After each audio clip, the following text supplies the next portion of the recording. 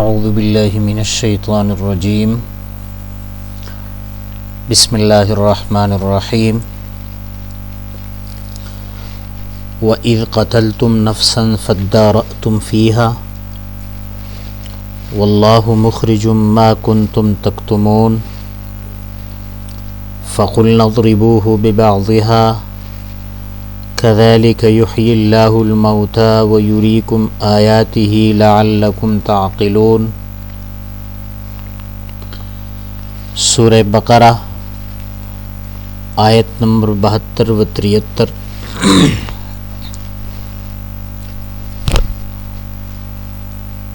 ان دو آیات میں واقعے کا دوسرا حصہ ذکر کرتے ہیں، جو کہ بنیادی طور پر پہلا حصہ ہے۔ وَإِذْ قَتَلْتُمْ، اور جب تم نے قتل کیا، نفساً ایک شخص کو، فَادَّارَأْتُمْ تم اختلاف کرنے لگے، فیہا اس نفس کے قتل میں، واللہ مخرجن اور اللہ تعالی ظاہر کرنے والا تھا، ما کنتم تکتمون جو تم چھپاتے تھے۔ فقلنا پس ہم نے کہا، اضربوہ مارو اس مقتول کو، ببعضھا گائے کے بعض حصے سے، کذالک اسی طرح، یحیی اللہ الموتى زندہ کرتا ہے اللہ تعالی مردوں کو، ویریکم اور دکھاتا ہے تم کو آیاتہ اپنی نشانیاں، لعلکم تعقلون تاکہ تم عقل سے کام لو۔ سورہ بقرہ کی اس 72 و 73 نمبر آیت میں پہلے جو واقعہ ذکر تھا گائے کے ذبح کرنے کا،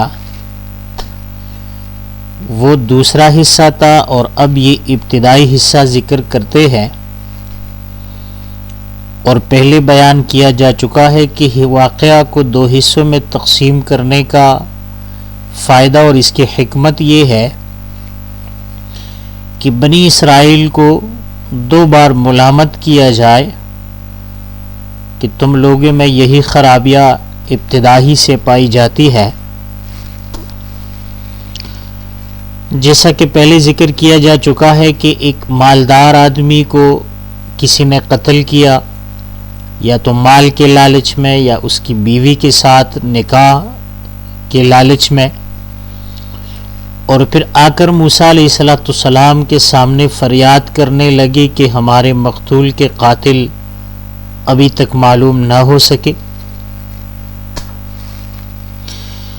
اب جب انہوں نے واویلا شروع کی اور ساتھ ساتھ موسیٰ علیہ السلام کو بھی کچھ باتیں سنانے لگے کہ کیسے پیغمبر ہے، ابھی تک ہمارے مقتول کا پتہ نہیں چلا، تو اللہ تعالیٰ نے ان کی سرکشی دنیا کے سامنے ظاہر کرنے کے لیے ان کو یہ حکم دیا کہ گائے کو ذبح کرو۔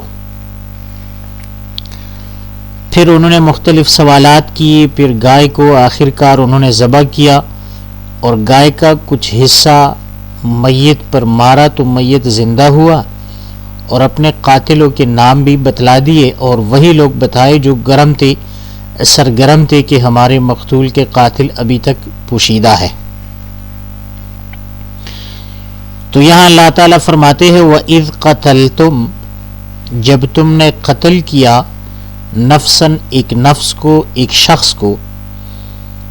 اب قتل تو چند بندوں نے کیا ہوگا، پورے بنی اسرائیل کے سارے قبیلوں نے تو نہیں کیا، لیکن یا تو وہ مقتول یہ قاتل کو ظاہر کرنے نہیں دیتے تھے، یہ سوالات جو کیا کرتے تھے اس کے پیچھے تمام بنی اسرائیل تھے، اور ان سب کا یہ خیال تھا کہ یہ قاتلین جو ہے وہ زندہ نہ ہو جائے، مقتول زندہ نہ ہو جائے تاکہ قاتلین اس کی جو ہے نشاندہی نہ ہو۔ اور اور یا مجازن ان کو سب کو یہ خطاب کیا گیا ہے، کیونکہ عرب کا دستور بھی یہ ہے کہ اگر قبیلہ کے ایک فرد نے کوئی بات اور کوئی کام کیا تو سارا قبیلہ مخاطب کرتے ہیں، تو اس حوالے سے یہاں پر بھی سارے بنی اسرائیل کو مخاطب کیا۔ اگلا لفظ ہے فَدَّارَأْتُمْ فِيهَا، یہ لفظ ادارأتم، یہ اصل میں تدارأتم تھا، اور تدارع کے معنی ہے دفع کرنا۔ تو تدارع کا مطلب یہ ہوا کہ ایک دوسرے کو بچانا، یعنی کوئی الزام کسی پر لگاتا تھا تو کوئی اور پر لگاتا تھا کہ یہ میں نے نہیں تم نے کیا، پھر وہ کہتا میں نے نہیں تم نے کیا ہوگا، یہ فلاں نے کیا ہوگا۔ ہر ایک اپنے نفس سے الزام کو ہٹاتا تھا، اس کو تدارع کہتے ہیں۔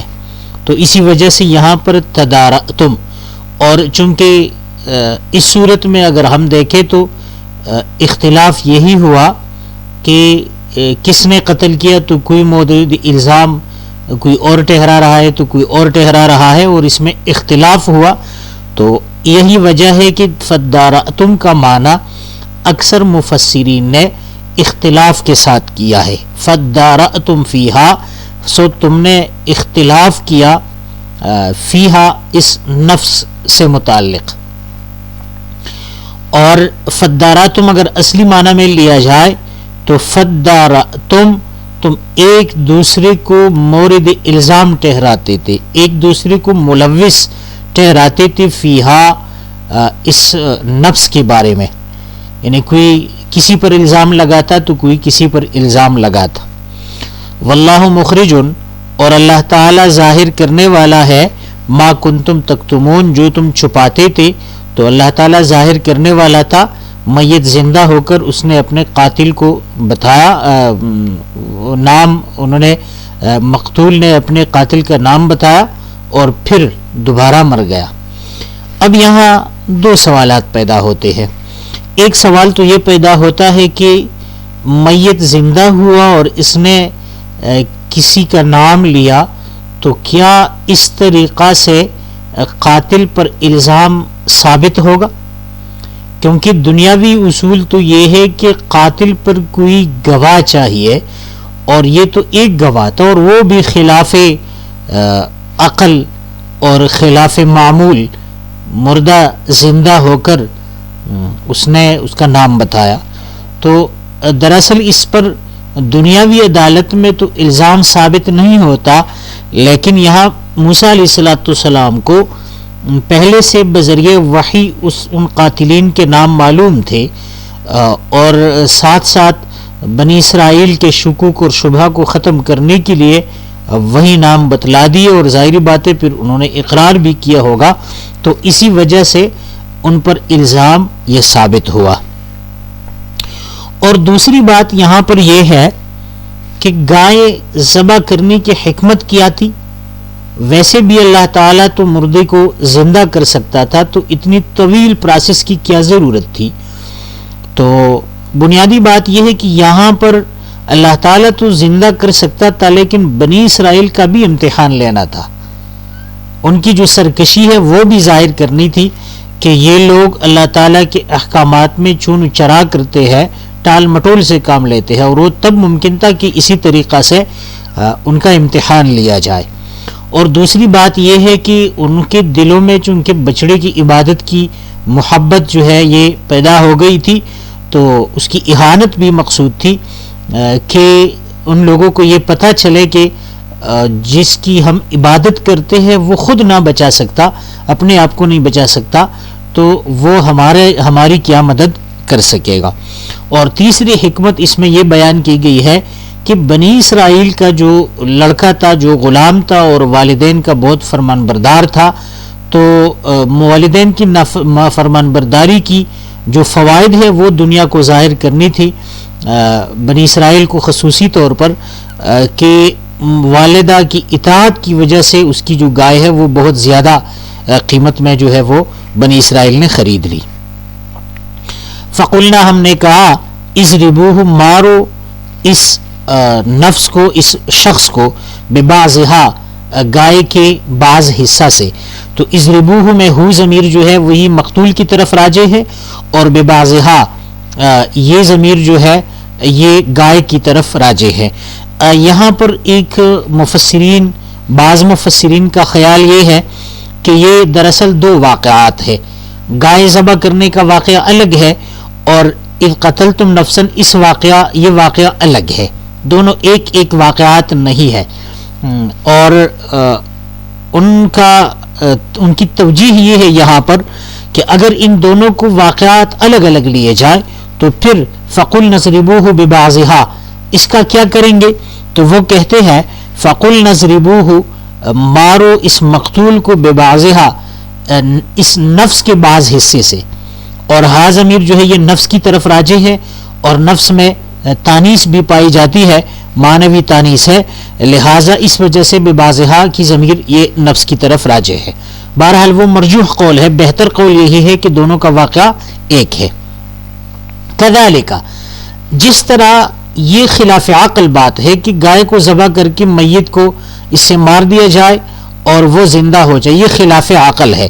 تو کذالک اسی طرح خلاف عقل اللہ تعالیٰ جو ہے یحیی اللہ زندہ کرتا ہے اللہ تعالیٰ الموتى مردوں کو، قیامت کے دن بھی وہی طرح یہ مردے زندہ ہوں گے. ویریکم آیاتہ اور دکھاتا ہے اللہ تعالیٰ اپنی نشانیاں تم لوگوں کو، لعلکم تعقلون تاکہ تم عقل سے کام لو.